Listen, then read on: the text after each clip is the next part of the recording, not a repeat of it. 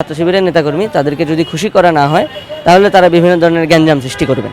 মানে তাদেরকে অর্থ দিয়ে খুশি করা হয় কি। তো অর্থের পরিমাণও আবার এক সময় হয় 10 লাখ, আরেক সময় তাৎক্ষণিকভাবে 50,000।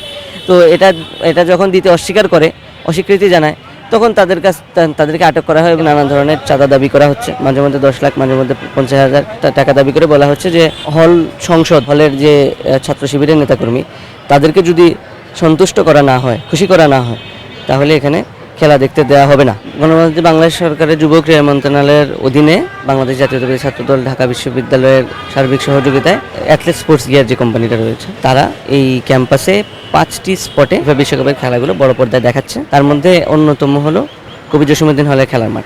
যে হলের খেলার মাঠের বিষয়ে আমরা প্রায় 2 মাস আগে থেকেই অনুমোদন নিয়ে সংশ্লিষ্ট কর্তৃপক্ষের কাছ থেকে এবং বিশ্ববিদ্যালয়ের সকল কর্তৃপক্ষের কাছ থেকে এখানে খেলা দেখার অনুমোদন নেওয়া হয় এবং সেই অনুযায়ী খেলা দেখানো শুরুও করা হয়। 16 তারিখ থেকে আমরা বিভিন্ন ধরনের কমপ্লেন আমাদের যে ইভেন্ট ম্যানেজমেন্টের যে স্টাফরা রয়েছে তাদের কাছ থেকে পাই যে তাদের কাছ থেকে নানা ধরনের চাঁদা দাবি করা হচ্ছে। মাঝে মধ্যে 10 লাখ, মাঝে মধ্যে 50,000 এ ধরনের টাকা দাবি করে বলা হচ্ছে যে হলের যে ছাত্র শিবিরের নেতাকর্মী তাদেরকে যদি সন্তুষ্ট করা না হয়, খুশি করা না হয়, তাহলে এখানে খেলা দেখতে দেওয়া হবে না। আর্জেন্টিনা বনাম অস্ট্রিয়ার যে ম্যাচ গত 22 জুন রাতে, সে রাতে আমরা জানতে পারি ইভেন্ট ম্যানেজমেন্টের একজন স্টাফ সহ দোকানের একজন স্টাফ 2 জনকে হল সংসদ কিংবা ছাত্র শিবিরের নেতাকর্মীরা আটক করে রেখেছে। সেটার প্রেক্ষিতে আমরা সেখানে যাই। এখানে গিয়ে যেটা দেখতে পেলাম যে তাদেরকে বসিয়ে রাখা হয়েছে এবং সেখানে আমি যারা উপস্থিত ছিলেন ছাত্র শিবিরের যে নেতাকর্মীগণ তাদেরকে জিজ্ঞেস করলাম যে তাদের কোনোরূপ এখতিয়ার, সেটা যে কোনো অথরিটি হতেই হোক না কেন, এ ধরনের এখতিয়ার আছে কিনা যে তারা 2টা মানুষকে এভাবে বসিয়ে রাখবে। তো তারা প্রতি উত্তরে বলেছেন যে তাদের এরকম কোনো এখতিয়ার নেই, কিন্তু তারা হল প্রশাসনের কথা এখানে বসিয়ে রেখেছে। তো পরবর্তীতে হল প্রশাসনের প্রতিনিধি হিসেবে যখন house tutor Shoebur Rahman sir যান, ওনাকে আমি একই কথা জিজ্ঞেস করি যে উনি এই কথা বলেছেন কিনা। কারণ আপনারা জেনে থাকবেন যে হল প্রশাসনের কিন্তু এই ধরনের ডেকে নিয়ে বসিয়ে রাখার কোনো এখতিয়ার নেই। ওনারা ডাকতে পারেন, সাক্ষাতের জন্য অনুরোধ করতে পারেন, কিন্তু প্রক্টোরিয়াল টিম ছাড়া তো এই ধরনের পুলিশিং অথরিটি ক্যাম্পাসের ভিতরে কারণ নেই। তাদেরকে যেটা দাবি করা হয়েছিল, হলের যে ছাত্র শিবিরের নেতাকর্মী তাদেরকে যদি খুশি করা না হয় তাহলে তারা বিভিন্ন ধরনের গ্যাঞ্জাম সৃষ্টি করবেন। মানে তাদেরকে অর্থ দিয়ে খুশি করা হয় কি। তো অর্থের পরিমাণও আবার এক সময় হয় 10 লাখ, আরেক সময় তাৎক্ষণিকভাবে 50,000। তো এটা যখন দিতে অস্বীকার করে, অস্বীকৃতি জানায়, তখন তাদেরকে আটক করা হয় এবং তাদেরকে নানা ধরনের অপ্রীতিকর প্রশ্ন করা হয় যে তাদের কাছ থেকে কেউ চাঁদা নিচ্ছে কিনা, তাদের কাছ থেকে কে টাকা নিচ্ছে। তো সেই টাকা নেওয়ার প্রেক্ষিতে তারা তো খুবই পরিষ্কারভাবেই বলে যে আমাদের কাছে দৈনিক একটা ভাড়া নেওয়া হচ্ছে এবং কে নিচ্ছে, তারা তো যেহেতু স্বল্প শিক্ষিত মানুষরাই এই ধরনের ব্যবসায় সংযুক্ত, আপনারা জানেন।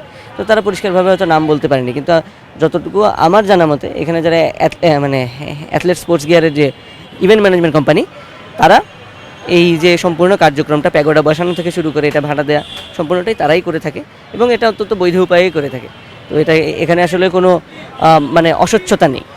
সেই ঘটনাকে কেন্দ্র করে তারা অনলাইনে নানা ধরনের অপবাদ, নানা ধরনের গুজব আমাদের বিরুদ্ধে ছড়ানোর অপচেষ্টা করে আসছে যে আমরা নাকি এই জায়গা থেকে চাঁদাবাজি করছি। গতকালকে এই হল সংসদের পক্ষ থেকে একটি সংবাদ সম্মেলন করা হয়েছে, সেখানে দাবি করা হয়েছে যে আসলে তারা যেখানে এই খেলা দেখানোর কার্যক্রম করছে এটার কোনো অনুমতি আসলে হল সংসদ দেয়নি। তো এটা নিয়ে হল সংসদের কাছ থেকে তো কোনো অনুমতি নেওয়ার কোনো প্রশ্নই ওঠে না, কারণ হল সংসদ এখানে কোনো এখতিয়ারই রাখে না কোনো মাঠের যে ব্যবহারের অনুমোদন কিংবা এটার ভাড়া দেয়া না দেয়া, সেটা সম্পূর্ণই হল প্রশাসনের এখতিয়ার। এবং আমরা হল প্রশাসনকে সেই এপ্রিল মাসেই কিন্তু দরখাস্ত দিয়ে অনুমোদন নিয়েছি এবং সেই একই দরখাস্ত প্রক্টর, রেজিস্ট্রার এবং বিশ্ববিদ্যালয়ের যত অথরিটি রয়েছেন সবাই কিন্তু স্বাক্ষরিত এবং ফরওয়ার্ড করেছেন। তো সেই বিষয়ে আসলে কোনো অস্বচ্ছতা নেই। তো এখানে জোর করে মিডিয়াতে একটা দাবি করা হলেই যে তা সত্য, তা তো নয়। আমাদের বিভিন্ন ভেন্যুতেই নানা ধরনের অপ্রীতিকর ঘটনা তারা গায়ে পড়ে করার চেষ্টা করা হচ্ছে, গায়ে পড়ে অপ্রীতিকর বিভিন্ন পরিস্থিতি সৃষ্টি করা হচ্ছে যাতে করে এই আয়োজনটাকে ঘিরে একটা আলোচনা হয়। তো আমি আশা করব যে তারা এই ধরনের অপ্রীতিকর ঘটনা থেকে বিরত থাকবে, নিজেদেরকে এইভাবে টেন্টেড করবেন না, ঢাকা বিশ্ববিদ্যালয়ের নামকে এইভাবে এইসব ঘটনার সাথে জড়াবেন না। কারণ নারী হেনস্থার মতো ঘটনা এবং চাঁদাবাজির মতো ঘটনা যদি ঢাকা বিশ্ববিদ্যালয়ের শিক্ষার্থীরা ঘটায়, আমাদের ঢাকা বিশ্ববিদ্যালয়ের কোনো মান-ইজ্জতের কোনো শ্রীবৃদ্ধি হচ্ছে না, বরং এটা তো আসলে খুবই আমাদের জন্য অপমানজনক। তো এই ধরনের রাজনীতি থেকে তারা বিরত থাকবেন সেটা আশা করি।